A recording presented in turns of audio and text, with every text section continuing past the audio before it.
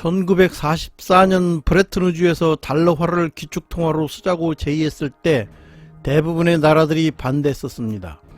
그때 미국이 약속한 것이 있어요. 미국의 막강한 해군력으로 달러를 기축통화로 쓰는 우방들을 보호하겠다는 것이었죠. 브레튼우즈 체제는 달러와 금을 고정 환율로 정했기 때문에 불황이나 금융위기를 화폐 정책만으로 해결할 수 있었습니다.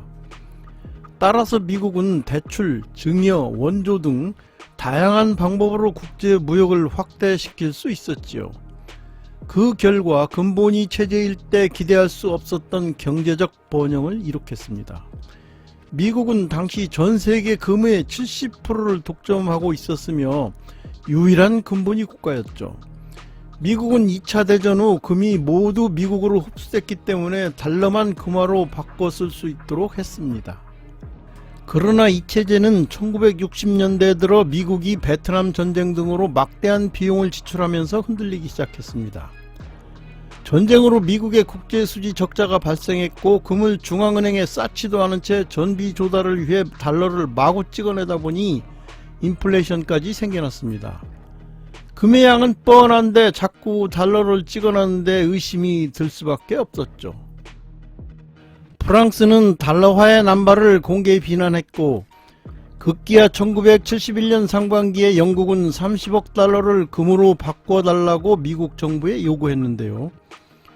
1971년 8월 경제 관료들이 대통령 별장인 캠프 데이비드의 비밀리에 모였습니다. 2박 3일에 걸쳐 당시 최대 현안인 달러화 위기를 토론하다가 금태환 중단이라는 결론에 도달했어요. 존 코놀리 재무장관에게 답안지를 받은 닉슨 대통령은 곧바로 긴급 성명을 발표했습니다. 달러를 더 이상 금으로 바꾸어 줄 수 없다. 8월 15일 이렇게 브레튼우즈 체제의 근간인 금태환이 포기되면서 달러를 기초로 한 근본위제는 무너졌습니다. 욤키프르 전쟁과 오일 쇼크에 대해 말씀드리겠습니다. 1917년 벨푸어 선언으로 2차 대전 이후 새롭게 생긴 이스라엘은 중동의 새로운 강자였습니다. 갑자기 조상 때부터 살던 땅을 빼앗긴 아랍 국가들은 이스라엘을 3차례나 공격했죠. 그러나 번번이 깨지기만 했어요. 더구나 1967년 6월 제3차 중동전쟁에서는 시나이반도와 골란고원을 이스라엘에 빼앗겨 버렸습니다. 1973년 10월 6일 이집트와 시리아는 3차례에 걸친 중동전쟁에서의 패배를 서력하기 위해서 또다시 이스라엘을 공격합니다. 다만 정면 대결은 도저히 자신이 없어 욤키프르라는 유대교 전통의 속죄일 예배 시간을 노렸습니다. 욤키프르 당일인 10월 6일에 이스라엘에서 많은 군인들이 휴가를 떠나 경계가 느슨해진 틈을 타 이집트 시리아 연합군의 동시다발적인 전면적인 기습이 시작되었는데요. 속죄의 날에 기습을 당한 이스라엘은 무방비 상태에서 거의 국토 대부분이 점령당하는 등 심각한 위기에 몰리게 되었죠. 엄청난 사상자를 낸 절체절명의 순간 반격에 나선 이스라엘이 실지를 모두 회복하고 시리아와 이집트의 국경을 넘게 되자 침략자들은 공포에 휩싸이게 됩니다. 이 전쟁은 10월 25일에 끝이 나는데 제4차 중동전쟁으로 이를 욤키프르 전쟁 또는 10월 전쟁이라고도 부릅니다. 그런데 전쟁 발발호인 10월 16일 사우디를 비롯한 오페크 회원국 6개국이 석유를 감산하는 동시에 원유 가격을 배럴당 3.01달러에서 5.12달러로 70% 인상했습니다.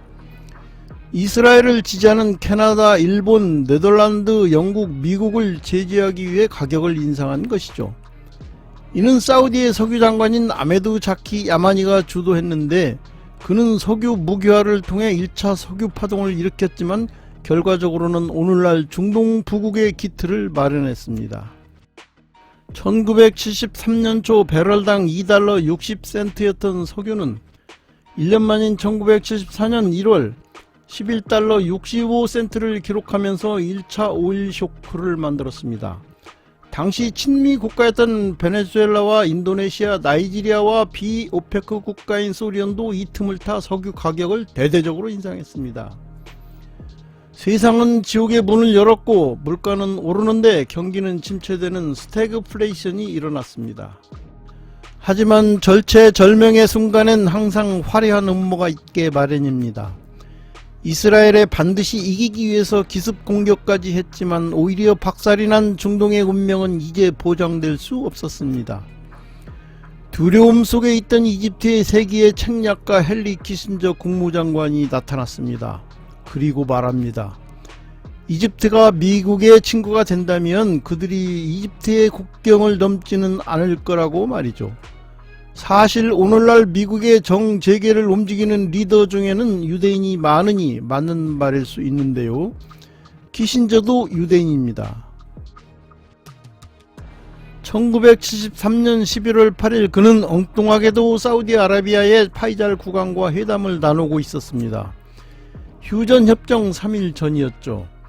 미국은 사우디아라비아의 정유시설 보호와 군사 지원을 약속했고 미국은 그 반대급부를 얻었다는 것입니다. 사우디아라비아의 모든 원유 수출은 달러로 결제한다는 것이었는데요. 달러 폭락에 이은 기축통화로서의 지위 상실 위기에 처했던 미국 입장에서는 그야말로 신의 한 수였습니다. 페트로 달러의 시대가 열린 것입니다. 원유가 급등으로 중동에는 달러가 흐르게 됐고 건설붐이 일었습니다. 당시 우리나라 건설업체들은 중동에 진출해 많은 돈을 벌었고 그 덕분에 빠른 시일 내에 1차 오일 쇼크를 극복하면서 1977년에는 1인당 GDP 1000달러를 돌파하게 됐습니다. 2차 오일 쇼크는 1979년 이란 혁명으로 팔레비 왕조를 무너뜨리고 이슬람주의에 입각한 공화국 신정부가 수립된 것이 원인이었습니다. 실제로 이란은 하루 600만 배럴 분량이던 석유 생산량을 혁명으로 인한 파업으로 200만 배럴까지 축소했습니다. 원유 생산량 급감과 이듬해 이라크의 이란 침공으로 발발한 이란-이라크 전쟁 때문에 30달러 선이 깨졌는데요. 또 다른 산유국이었던 소련도 이란의 이슬람 혁명 여파를 차단하고 친소 정권을 지원하기 위해 아프가니스탄을 침공하면서 원유 가격은 배럴당 40달러 선까지 치솟았습니다. 이제 달러는 없어서는 안 되는 석유와 대체할 수 있는 유일한 기축통화가 됐습니다. 케인스 학파는 1960년대까지 실업률과 인플레이션율은 반비례한다고 믿었습니다. 단기 필립스 곡선 이론이죠. 따라서 물가 상승을 감수하고 돈을 풀어 총 수요를 늘리면 경기가 다시 살아나 정부는 얼마든지 실업을 낮출 수가 있다는 것인데요. 그러나 1970년대 원유가 폭등에 의한 공급 충격으로 높은 물가 상승률이 유지됐는데요. 아무리 확대 정책을 써도 실업률은 오히려 늘어나는 스태그플레이션 현상이 나타났어요. 케인스 경제학도 한계에 부딪혔습니다. 이 경우 필립스 곡선은 우상방으로 이동하게 된 것이죠. 오일 쇼크로 인한 스태그플레이션은 정부로 하여금 어떻게 해볼 수 없게 만들었지요. 이자율을 아무리 내려도 유가가 너무 비싸서 생산 비용을 감당할 수 없었죠. 이른바 비용 인상 인플레이션인데요.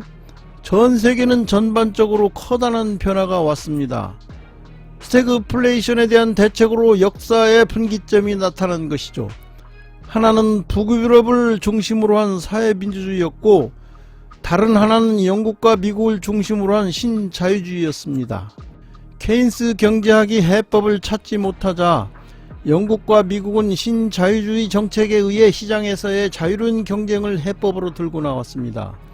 신자유주의는 생산 비용이 높아서 상품 경쟁력이 없을 때 불필요한 것을 모두 제거하고 경쟁을 통한 원가 하락을 최고로 생각했습니다. 그 결과 원가 하락이 시장 경제의 경쟁력이 됐고 중국의 싼 노동력이 이에 호응했어요. 그러나 계속된 해외로의 공장 이전은 100여 년간 미국 산업을 주도했던 러스트펠트의 저주를 가져왔죠. 더구나 거의 50여 년간 경제학의 시금석이 되었던 신자유주의는 2008년 글로벌 금융위기가 왔을 때 비틀거리면서 무너져 버렸습니다. 달러는 금처럼 비쌌기 때문에 월스트리트가 외국에서 환전했을 때 어마어마한 현지 금융이 생기죠. 이것이 바로 미국의 금융 패권입니다. 이제 결제 통화는 오로지 달러라는 암묵적 약속을 어긴 나라들의 최후는 매우 처참했습니다. 이란은 테헤란의 석유 선물 시장을 개설하려다가 악의 축이 됐고, 베네수엘라는 세상에서 가장 큰 유전을 가지고 있으면서도 석유 결제 대금으로 달러만 제외하고 모든 통화를 다 받겠다고 선언했다가 국제 거지가 됐습니다. 감히 누구도 베네수엘라로부터 석유를 수입해 가지 않았던 것은 악의 축에 협력했다가는 세컨더리 보이콧으로 함께 불이익을 당하게 되기 때문이었죠. 다시 정리해서 말하자면 4차례의 중동 전쟁은 오일 쇼크를 불러왔고, 시대의 변화와 더불어 석유는 달러 세상을 만드는 데 가장 크게 공헌한 1등 공신이 됐습니다. 미국은 텍사스에서 원유가 생산되면서도 중동의 석유를 사다 썼었는데요. 엄청 큰 시장을 열어줌으로써 중동의 산유국들은 오로지 석유 거래에서 달러만을 받으라는 미국의 요구에 순응할 수 있었거든요. 반면에 케인스 경제학이 몰락하면서 신자유주의가 등장했습니다.